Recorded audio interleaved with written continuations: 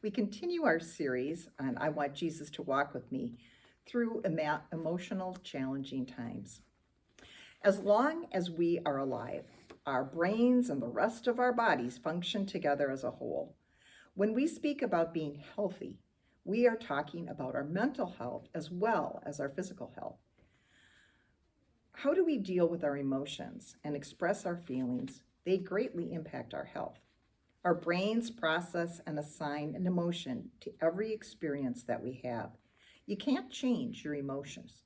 What you can change is how you respond to the feelings resulting from your emotions. There is much debate over how many emotions there really are, but many professional researchers agree that there are at least 12. Interest, joy, surprise, sadness, anger, disgust, contempt, self-hostility, fear, shame, shyness, and guilt. As far as feelings go, well, there are countless, hundreds. Now, here is what makes this tricky. Some of our emotions and the resulting feelings are subconscious, and we are not really aware of what is going on in our thought process. It isn't always clear how our emotions and feelings are influencing our behavior. Now, let us address the elephant in the room. Many people have been shaped to believe that mental health issues are something that they should be able to control. A broken hand, you go to the doctor, but anxiety, will just power through and get it under control.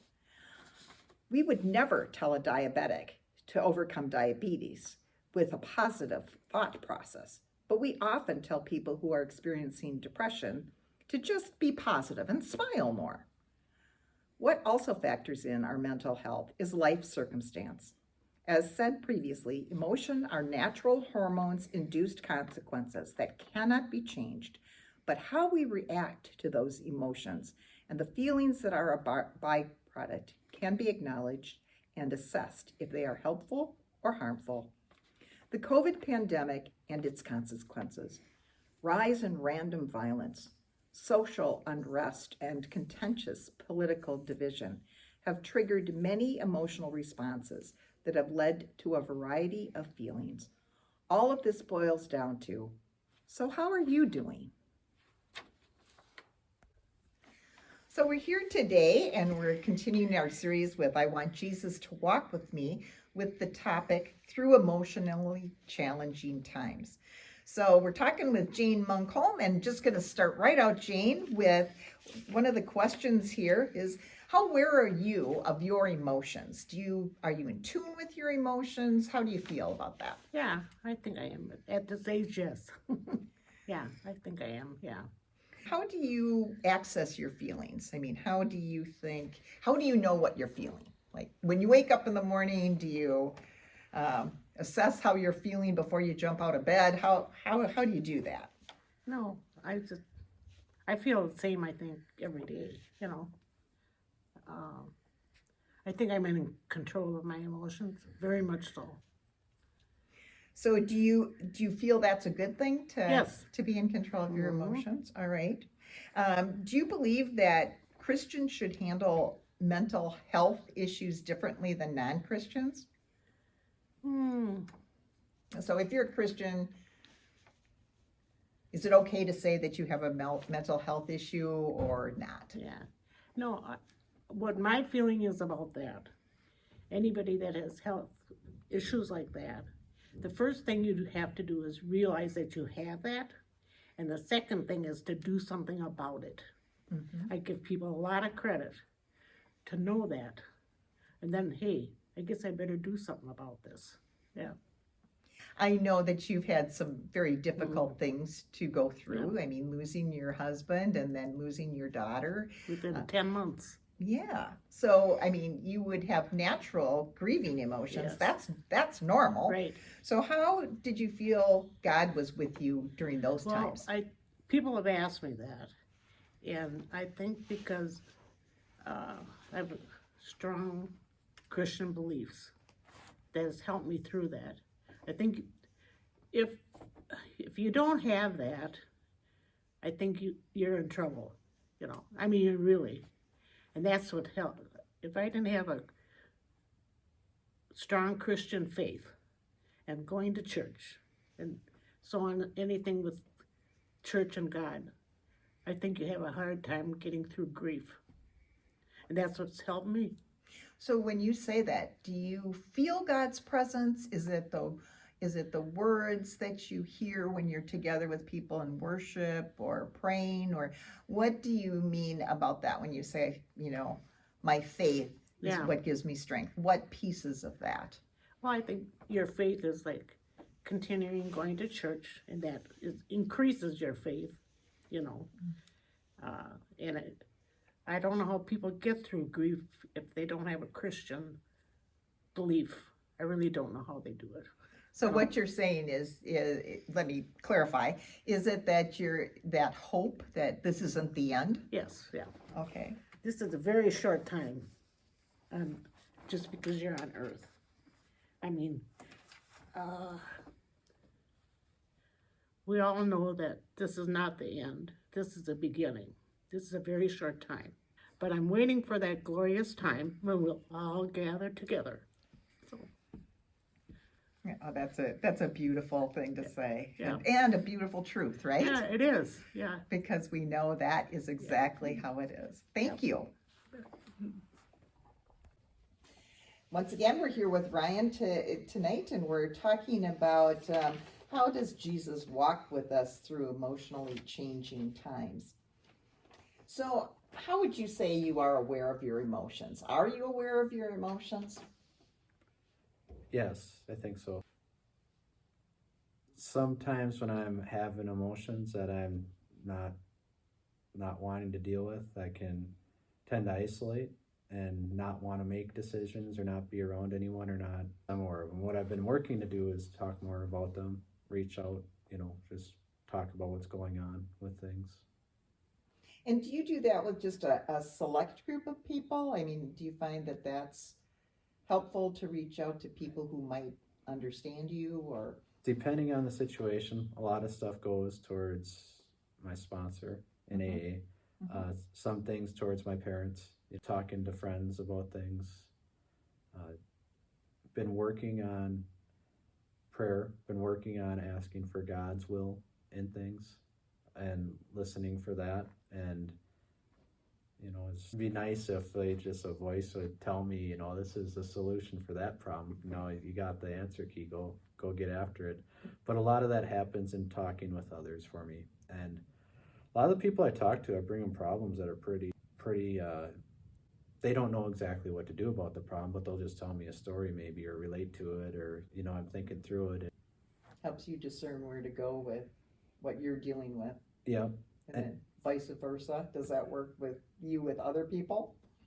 Yes. When someone has an issue, I need to make sure that if they have an issue, are they just talking about it and working through it, or am I being asked a question to be helpful with? I try to listen a lot better than I have in the past to figure out what's being asked of me. So it sounds like you are comfortable, if you can be comfortable, dealing with uncomfortable feelings and emotions. Many people like to kind of bury all that stuff underneath. So I do a fair amount of that, maybe too. I don't know. Okay. I think I avoid emotions quite a bit. That's the isolation thing I was talking about. I'm aware of it and I'm working on it. Honestly, we probably all do that, right? I mean, there's certain things we want to face and there's certain things we don't want to face. Right. Should Christians handle their emotions differently than non-Christians? I don't think so. I know some people that aren't Christians that seem to handle the emotions incredibly well, and some people that don't. And I think for me, I have felt that way before. Like, geez, I should know how to deal with this a little bit better. I used to think, and I still get stuck in thinking, that I can think my way into feeling different. And one of the things I've learned in the last few years that was taught to me was that in order to feel differently, I got to act differently in order to think differently. And the way I feel is based off the way I think.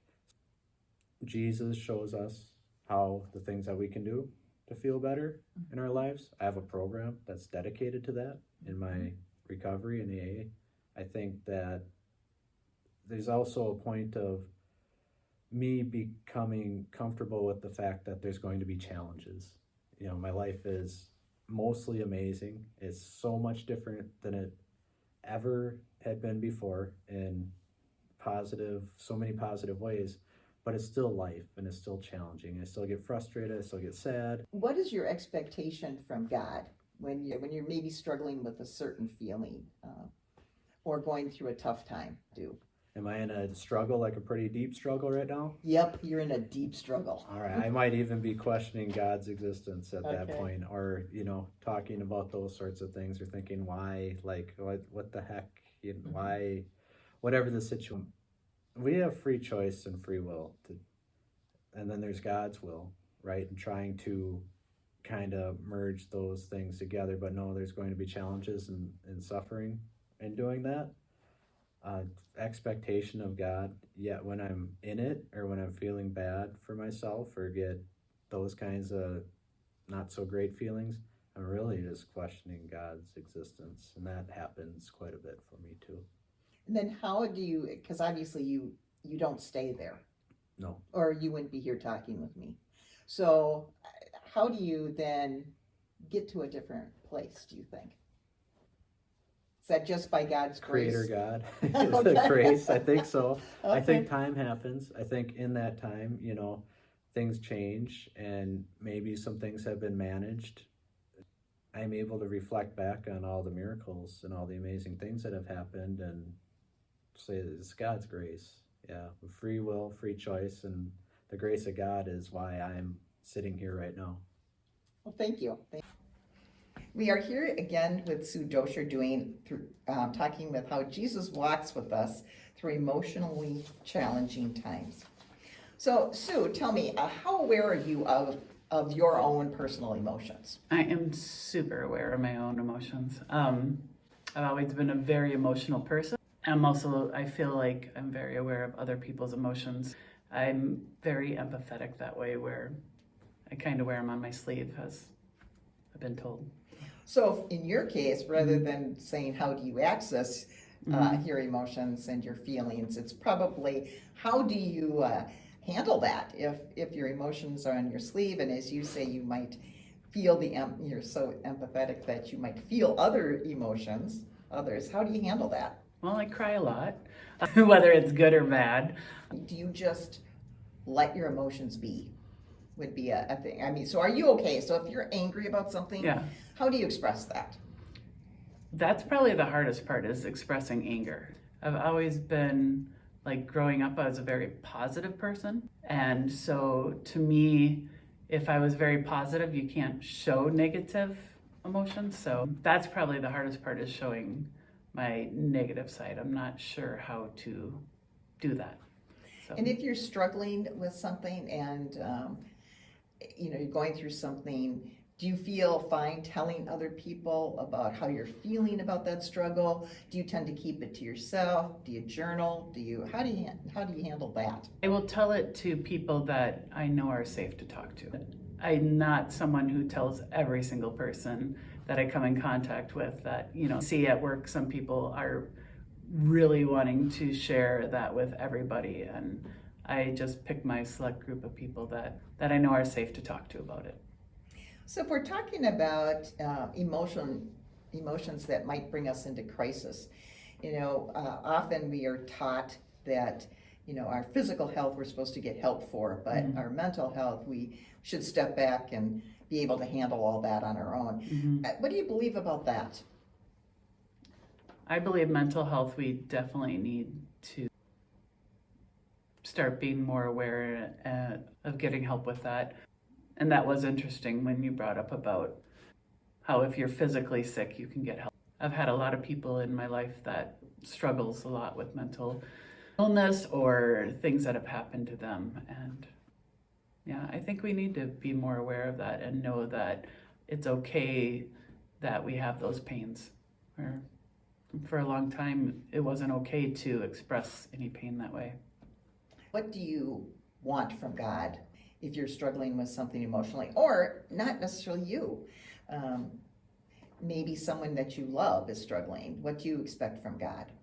To show us the way through it. I find that just little things like inviting people to certain things that can open them up to.